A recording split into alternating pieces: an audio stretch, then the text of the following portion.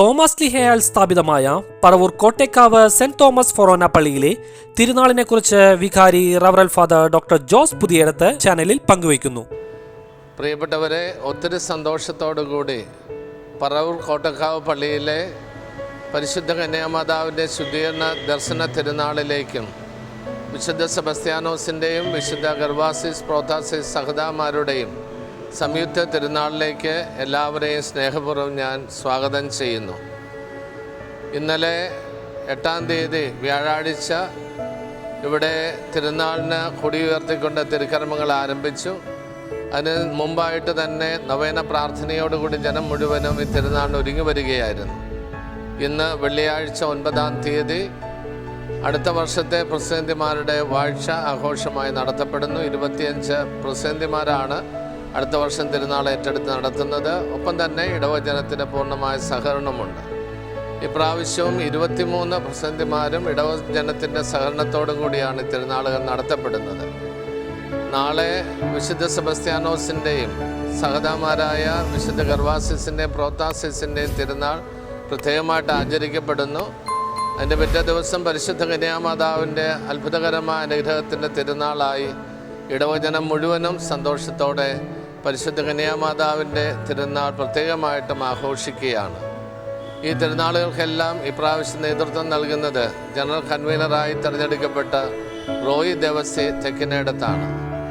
പറവൂർ കോട്ടേക്കാവ് പള്ളിയെ സംബന്ധിച്ച് ഇതൊരു അനുഗ്രഹത്തിൻ്റെ അവസരമാണ്. കാരണം പരിശുദ്ധ കന്യാമാതാവിൻ്റെ പ്രത്യേകമായ മാധ്യസ്ഥം ഇടവജനത്തിന് മുഴുവനും വളരെയേറെ ആവേശകരമായൊരു അനുഭവമാണ്. അതുകൊണ്ട് തന്നെ അമ്മയുടെ തിരുനാളിനൊരുക്കമായുള്ള നവനാൾ പ്രാർത്ഥനകളിലും ഒപ്പം തന്നെ തിരുനാളുകളിലുമെല്ലാം എല്ലാ ജനങ്ങളും അവരുടെ സംഭാവനകൾ കൊണ്ടും സാന്നിധ്യം കൊണ്ടും സഹകരിക്കുകയും പ്രവർത്തിക്കുകയും ചെയ്യുന്നു.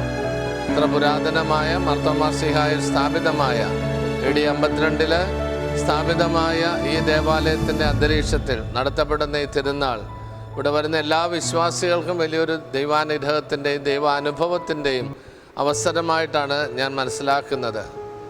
എൻ്റെ പേര് ഫാദർ ജോസ് പുതിയടത്തെന്നാണ്. ഇപ്പോഴത്തെ വികാരിയച്ഛനാണ് ഇവിടുത്തെ. ഞാൻ വന്നിട്ട് 1.5 വർഷം കഴിഞ്ഞതേ ഉള്ളൂ. എങ്കിലും ഇത് 2ാമത്തെ തിരുനാൾ ആഘോഷമാണ് എന്നെ സംബന്ധിച്ച്. എല്ലാ ജനത്തിൻ്റെയും സൗഹൃദപൂർണമായ നല്ല മനസ്സോടെയുള്ള സഹകരണം കാണുമ്പോൾ ഒത്തിരി സന്തോഷം തോന്നുന്നു. തിരുനാളുകൾ എല്ലാ വിശ്വാസികളെ സംബന്ധിച്ചും ദൈവാനുഗ്രഹത്തിൻ്റെ പ്രത്യേക കൃപ വർഷിക്കപ്പെടുന്ന അവസരമാണ്. പ്രത്യേകിച്ച് വിശുദ്ധരുടെ തിരുനാൾ ആചരിക്കുമ്പോൾ അവരുടെ മാധ്യസ്ഥം വഴി എല്ലാവരും അനുഗ്രഹിക്കപ്പെടുന്നു.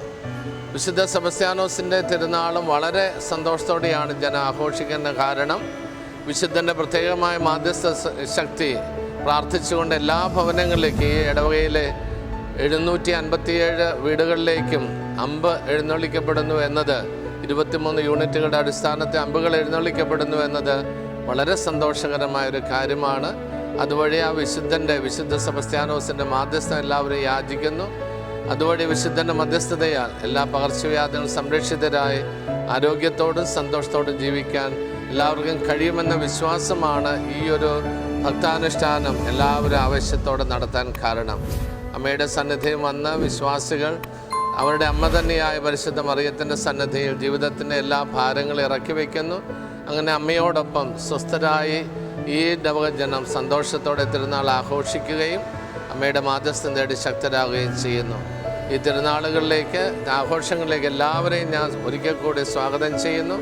നാളെ വെസ്പര ദിനമാണ്. വൈകിട്ട് 5 മണിക്ക് ആഘോഷമായ തിരുനാൾ കുർബാനയും അതേ തുടർന്ന് ചിറ്റേറ്റുകര ഭാഗത്തേക്ക് ആഘോഷമായ പ്രദക്ഷിണവും നടത്തപ്പെടുന്നു. 11-ാം തീയതി ഞായറാഴ്ച വൈകിട്ട് 5 മണിക്ക് ആഘോഷമായ തിരുനാൾ കുർബാനയും അതേ തുടർന്ന് പട്ടണ പ്രദക്ഷിണവും നടത്തപ്പെടുന്നു. ഏറ്റവും അവസാനത്തിൽ എല്ലാവർക്കും വേണ്ടി ഒരു മെഗാ ഹിറ്റ് ഗാനമേള ഇവിടെ നടത്തപ്പെടുന്നുണ്ട്. ഒത്തിരി സന്തോഷം. എല്ലാവരുടെയും സാന്നിധ്യം ഞാൻ പ്രത്യേകമായിട്ട് ആഗ്രഹിക്കുന്നു. ഒരിക്കൽ കൂടി എല്ലാവരെയും സ്നേഹപൂർവ്വം ക്ഷണിക്കുന്നു.